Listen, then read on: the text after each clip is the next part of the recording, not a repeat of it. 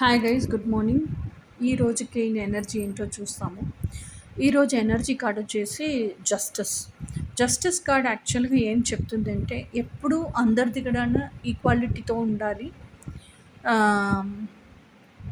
ఏ partiality చూపించకూడదు. దేవుడు when he created ఎవరిని జడ్జ్ చేయలేదు కదా.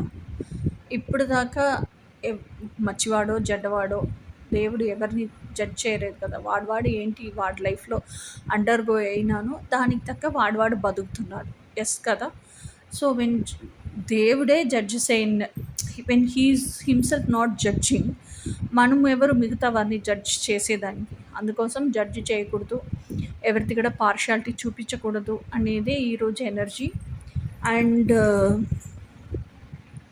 ఇంకొకటి ఏంటంటే ఆ చేతులు ఉండే స్వాడ్ వచ్చేసి రైట్ హ్యాండ్ సైడ్లో స్వాడ్ వచ్చేసి ఇట్ డినోట్స్ ట్రూత్. ఎవరు ఎలా ఉంటా ఏమి మీరుగానే ఉండండి. Okay, so stand to your own truth, be who you are. ఆథెంటిక్గా మీరు లోన ఎవరుగా ఉంటున్నారో బయట కూడా అదే మనిషిగా బతకండి. మీకు మిగతా వాళ్ళు కథలు, మిగతా వాళ్ళు ఏం చేసినారు ఏంటి చేసినారు అది పెట్టుకొని జడ్జ్ చేసేది ఇదన్నీ ఎందుకు, అనవసరం కదా. సో మిగతా వారు స్టోరీస్ నిజమో పొయ్యో అదన్నీ మనకి అవసరమే లేదు. సో యూ నీ నాట్ హ్యావ్ టు చేస్ బిహైండ్ అదర్స్, యూ నీ నాట్ హ్యావ్ టు చేస్ బిహైండ్ అదర్ స్టోరీస్. మీ లైఫ్ ఏంటో మీరు చూడండి.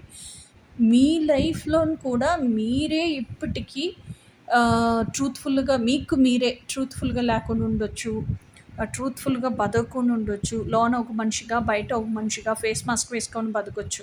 మీ దగ్గరనే ఇంత ఫ్లాస్ ఉండేటప్పుడు మిగతా వారిని మీరు చూడొద్దు. ఓకేనా.